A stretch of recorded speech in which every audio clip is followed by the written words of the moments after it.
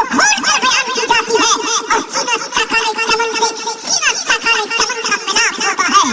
इसलिए मजलिस आलिम दीन को जन्नत की क्यारियों में से एक क्यारी कहा गया है। अल्लाह के नबी इरशाद फरमाते हैं उलमा उम्मती काअंबिया बनी इसराइल कि मेरी उम्मत के उलमा बनी इसराइल के नबियों की तरह है। यानी जो काम नबी कर रहे थे वही कर रहे थे, अब उनका दरवाजा बंद, अब कौन करेंगे? वो हमारी उम्मत के उलमा करेंगे, वो कहा करेंगे, मुफ्तियान दीन करेंगे। इसलिए इनकी मजलिसों में हम बैठे हैं, उनके कामों से हम वाबस्ता रहे, उनकी बातों सुनकर दिल में जगह देने की कोशिश करें, उस पर अमल करने की कोशिश करें।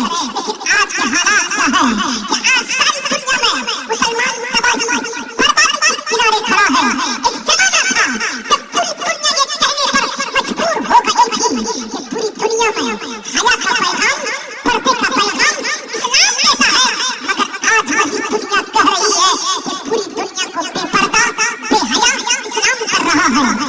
जिसकी वजह से हमारे किरदार की वजह से, हमारे कैरेक्टर की वजह से, हमारी अदाए जिंदगी की वजह से एक जमाना था जब दुनिया मान चुकी थी कि जो नबी का आशिक होता है, जो खोज कर चाहने वाला होता है, जो ख्वाजा के नक्श कदम पर चलने वाला होता है, जिनकी आवाज़ से आवाज़ होती है, जहाँ पे उलमा रहा करते हैं, जहाँ पे मस्जिदें और मदरसा आबाद होते हैं, वहाँ के लोग कभी झूठ नहीं बोलते। मगर आज मुसलमान अपने किरदार से, कैरेक्टर से, अदाए जिंदगी से लोगों को हम और आप ये मैसेज और बता रहे हैं कि सबसे बड़ा झूठा अगर कोई है, झूठ बोलने वाला अगर कोई है तो हम मुसलमान हैं। हमारी गैरतें कहाँ चली गई? ए मुसलमानों, एक जमाना था जब दुनिया मान चुकी थी कि जहाँ कलमा पढ़ने वाले लोग रहा करते हैं, जहाँ मुसलमान होता है, जहाँ दीनदार लोग रहा करते हैं, वहाँ के नौजवान कभी शराब नहीं पीते। लेकिन आज कौन ऐसी सोसाइटी है, कौन ऐसा खानदान का नौजवान है जहाँ के नौजवान शराब न पीते हो?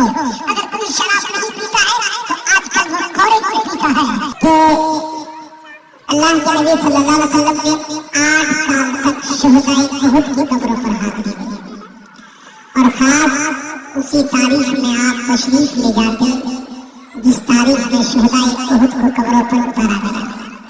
तो इससे पता चलता है, मालूम होता है कि कब्रों पर जाना भी जायज है और उर्स मनाना भी जायज है। सुभान अल्लाह।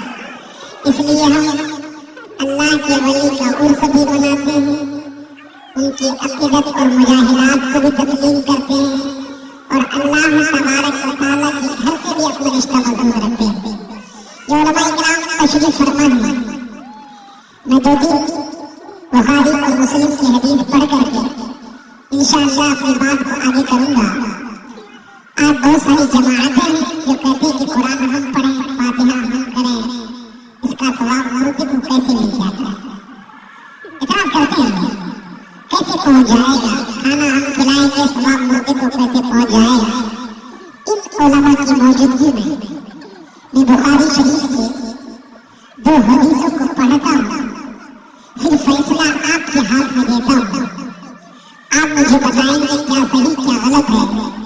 बुखारी और मुस्लिम की हदीस है, इन्ना इमराअतन मिन जुहैना जाअत इला नबी सल्लल्लाहु अलैहि वसल्लम फक़ालत इन्न उम्मी नज़रत अन तहुज्जा फलम तहुज्जा हत्ता मातत अफहुज्ज अन क़ाल हुज्जी अनहा। एक खातून, एक औरत नबी की खिदमत में हाजिर हुई, अर्ज की या रसूल अल्लाह, मेरी माँ ने मन्नत मांगी थी, गौर से सुनिएगा, नज़र मांगी थी कि वो हज करेगी, लेकिन या रसूल अल्लाह मेरी माँ नज़र मांगी थी कि हज करेगी, लेकिन या रसूल अल्लाह मेरी माँ का इंतकाल हो गया। या रसूल अल्लाह मैं आपसे पूछने आई हूँ, क्या मैं अगर अपनी माँ की तरफ से हज कर लूं तो क्या मेरी माँ को हज का सवाब मिल जाएगा?